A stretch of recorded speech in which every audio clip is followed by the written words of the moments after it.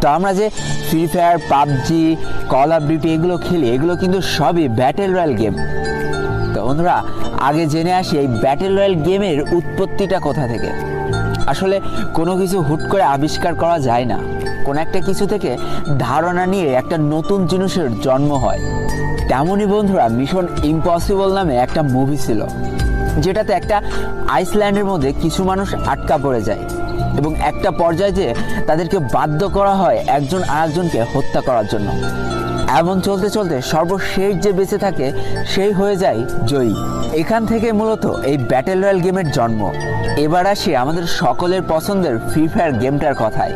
Free fire গেমটা কোনো একজন মানুষ সৃষ্টি করেনি, এটা একটা কোম্পানি তৈরি করেছিল, আর সেই কোম্পানিটার নাম হলো গেরিনা, যেটা 2009 সালে স্থাপিত হয়েছিল। তো এই কোম্পানির মালিক ছিল ফরেস্ট লি, এবং যেটা সিঙ্গাপুর থেকে পরিচালনা করা হচ্ছিল। 2017 সাল পর্যন্ত বেশ কয়েকটা পপুলার গেম কিন্তু তারা মার্কেটে নিয়ে আসে, কিন্তু ওইভাবে কোনো গেমই মানুষের মন জয় করতে পারে না। কিন্তু বন্ধুরা, প্রত্যেকটা জিনিসের লাইফে একটা টার্নিং পয়েন্ট থাকে। এই ফ্রি ফায়ার গেমটা ছিল গেরিনা কোম্পানির লাইফের একটা টার্নিং পয়েন্ট।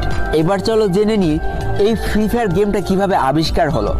2017 সাল পর্যন্ত ব্যাটেল রয়্যাল গেম বলতে আমরা পাবজিকে বুঝতাম, যেটা শুধুমাত্র কম্পিউটারে খেলা যেত এবং এক্সবক্সের মাধ্যমে খেলা যেত, অর্থাৎ গেমিং যে সামগ্রীগুলো আছে তার মাধ্যমে খেলা যেত।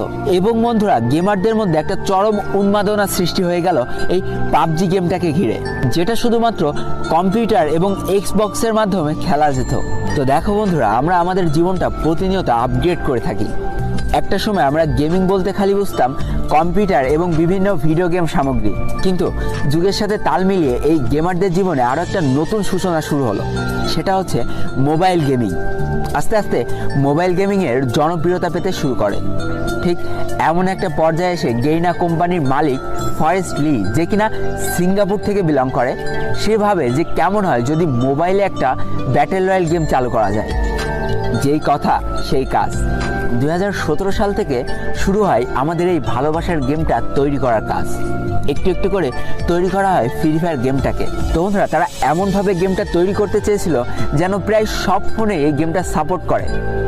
তাই তো ভালো ফোন, খারাপ ফোন, সব ফোনে যাতে এই গেমটা খেলা যায় সেই চিন্তাকে মাথায় রেখে এই গেমটা তৈরি করার কাজ শুরু করে ফেলে।